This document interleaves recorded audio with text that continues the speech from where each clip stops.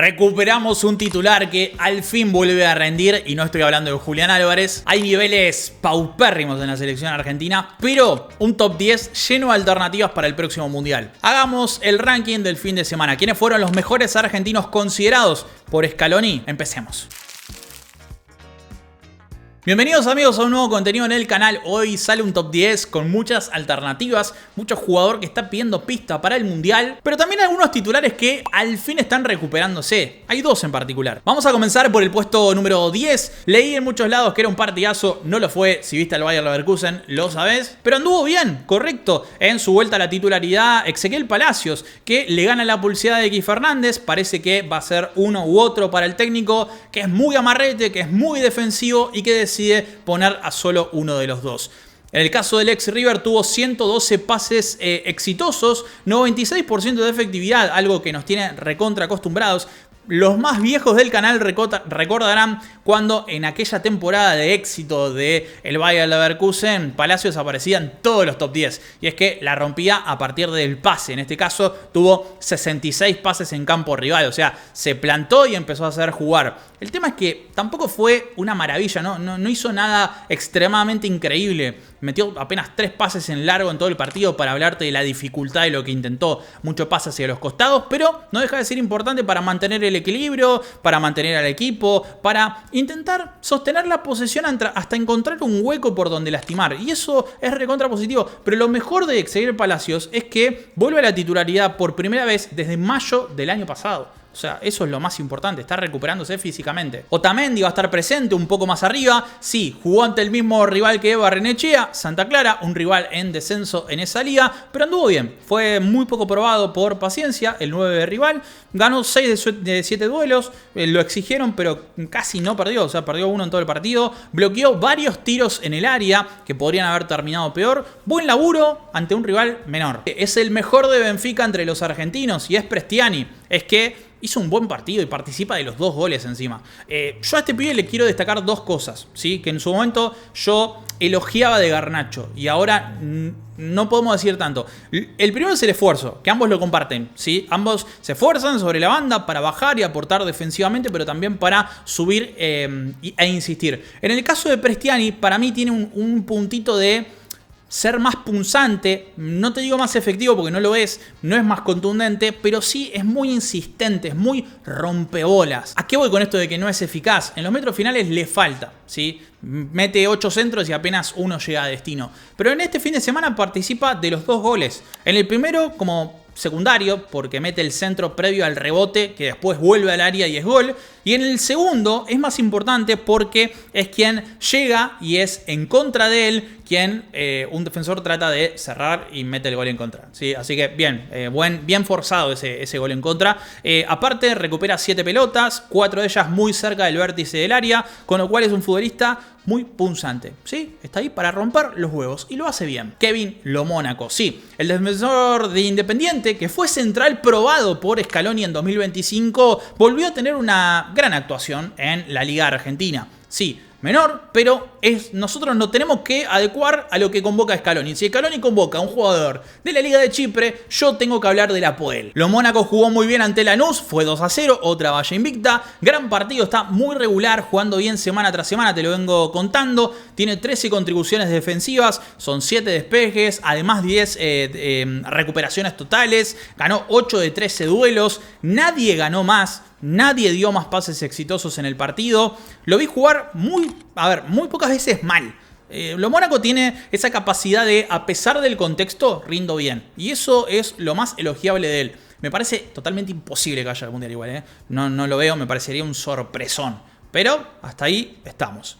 El número 6, antes de cerrar y contarte quiénes son los jugadores que no rindieron bien, va a estar Nahuel Molina. Sí, perdieron 3-0. Pero Molina, que venía siendo de lo más criticado, fue el mejor del Atlético de Madrid. Un equipo que pierde la tercera posición, que viene de ganarle 4-0 al Barcelona y hace este partido horrendo. Sí, con alternativas, con un equipo B, pero horrendo. Molina escaló en ataque, generó varias ocasiones. De hecho, al principio del partido, estando 0-0 a los 10 minutos, mete un centro que si no fuese por el travesaño era el 1-0 y cambiaba la historia. En conducción intenta 5 gambetas, las 5 son buenas. pasa al rival, mete varios centros, defensivamente estuvo impecable, salva una en la línea, chico, que podría haber sido otro gol de Rayo Vallecano, no tuvo ninguna responsabilidad en los goles del equipo rival, pierde apenas un duelo en todo el partido, muy bien, fue el segundo futbolista del partido con más pelotas perdidas, pero esto se ve que arriesgaba, iba para adelante e intentaba, no perdió tanto en defensa. A ver, fue un buen partido. Vas a ver que hay muchísimos ausentes, no hubo Premier y eso hizo que la cantidad de nombres sea muy grande. Y aparte no tuve en cuenta, claro, los del jueves. Muchos jugaron el jueves. Esto es un ranking del fin de semana. 13, 14, 15 de febrero. Vamos a hablar de aquellos que no les alcanzó para estar en el ranking. Está Diego Martínez, que ingresó 45 minutos ante la expulsión de quien fue el arquero titular. Querían que Dibu descanse, no pudo, tuvo que entrar y encima le meten 3 goles. Lamentablemente no anduvo bien.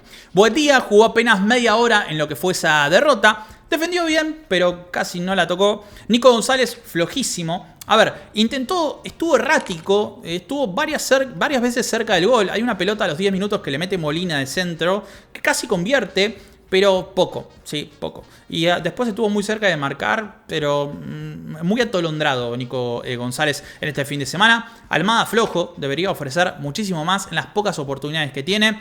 Julián ingresó media hora y nada que ver a lo que pasó contra Barcelona. O sea, fue el día y la noche, nada que ver.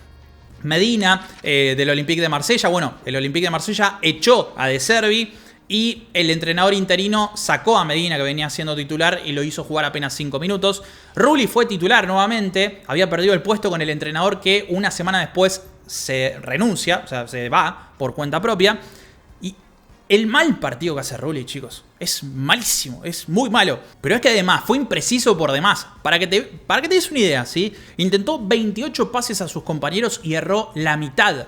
Probó 18 envíos en largo y apenas 4 llegaron a compañero. ¿Vos no te das cuenta al envío número 10 errado? Que ya no va, que no funciona. Bueno, siguió intentando. Vaya uno a saber si era un pedido expreso del técnico. Yo no creo, pues interino, recién llegó. O sea, ¿qué tanto puedes haber entrenado? Pero bueno, insistió, erró demasiado. Y encima, en el primer gol pudo haber hecho más. Y en el segundo gol es Panicelli quien le vence la mano en un penal. Se queda en el medio y no logra tapar. No lo digo como mala leche hacia Rulli, pero es el suplente de Dibu. Varela fue parte de la victoria complicada y el mal partido de Porto. Él estuvo discreto. Carboni mostró algunos destellos de su calidad, pero le faltan 2 cosas. Primero, atreverse más. Y en segundo lugar, un técnico como Costas que lo haya visto. Porque parece que Costas jamás había visto ni un video de Carboni. Nada. Cambeses tiene una sola tapada que es muy buena en el principio del partido ante Banfield. Mantiene la valla invicta por primera vez en el año. Así que bien, buen arquero. Entró bien Enzo Fernández ante Hull City. Lamentablemente apenas lo pudimos disfrutar media hora. Garnacho no jugó bien. Joe Hart, ex arquero de Manchester City, de la selección inglesa, habló y dijo que él fue el único que no brilló en este partido. Y salió la declaración por todos lados. Está muy falto de confianza. Defensivamente aporta, suma. Y yo no creo que sea un problema de esfuerzo. Pero le falta mucho en esa toma de decisiones en metros finales. Perrone no tuvo un buen día ante Fiorentina. Incluso comete el penal. Nico Paz empezó bien y se deshilachó después, desapareció completamente. Buonanotte duró 45 minutos como titular en Copa con Leeds, que terminan clasificando ante Birmingham por penales. Soule jugó la segunda parte ante Napoli. Se hablaba de que no iba a jugar. Recordemos, Gasperini, entrenador de Roma, salió a decir hace poco que estaba sufriendo por una pubalgia Soule. Y lo hace jugar igual, 45 minutos. Juega mal, se lo nota que está pasándola mal. No entiendo para qué lo fuerzan. Más una pubalgia que te tenés que recuperar bien porque si no es para peor. Castellano jugó apenas 10 minutos este finde. Lautaro no pudo desnivelar ante Juventus. Kevin McAllister hizo un correcto partido en lo que fue el 1-1 ante Standard de Lieja. El gol de Ángel Correa alcanzó apenas para descontar en el partido, en la derrota de Tigres, y Paredes jugó un muy mal partido de Boca ante Platense. Enzo Barrenechea fue titular en Benfica, ganó todos sus 9 duelos en el partido, defensivamente estuvo óptimo, menciones de honor. Batalla, gran actuación del arquero en el 3-0 en victoria frente al Atlético de Madrid, y Mateo Pellegrino, el 9, hizo un gol fundamental para las aspiraciones de permanencia que tiene el Parma hoy por hoy. La siguiente posición va a ser para José López, otra de las alternativas para la posición de número 9, que empató su equipo frente a Guaraní en el Paulista, y él fue determinante porque iban perdiendo desde el minuto 8 y a los 77 minutos y llegando como 9 para poder mandar mandarla adentro. Aparece José López, el goleador habitual de este equipo de Palmeiras. Lo intentó todo, 6 remates durante el partido, 3 pases clave, o sea, 3 pases que terminan en remate de algún compañero. Jugó, hizo jugar. Por la dificultad del rival al que enfrentó, lo vamos a poner un poquito más abajo respecto a otros, pero otro gran partido de José López, que viene marcando bastante en 2026. De hecho, ya sumó frente a Corinthians, Atlético Mineiro, Sao Paulo y Mirassol. En el número 4 va a estar Santi Castro, que todo estaba 1-1 ante Torino y su Bolonia necesitaba ganar. Y fue Santi Castro quien apareció con un gol made in Lautaro Martínez, porque es un gol muy del Toro. Aguanta la pelota, encuentra el recoveco para darse vuelta y rematar como se pueda. Marca el 2-1, hoy en día es uno de los 5 argentinos con más goles elaborados, entre goles y asistencias. Está a la altura de Pellegrino, está a la altura de Matías Soblé, le queda lejos Nico Paz o Lautaro, pero es uno de los más decisivos de la actual liga italiana. Fue elegido el mejor jugador del encuentro. Otro gol importante, encima en la semana también había marcado frente al Lazio en Copa. El tercero es Panicelli. Panicelli tuvo un gran partido, lo intentó todo en varias oportunidades, pero terminó siendo el héroe. Es que tras sus 3 remates, llega un penal y no falló.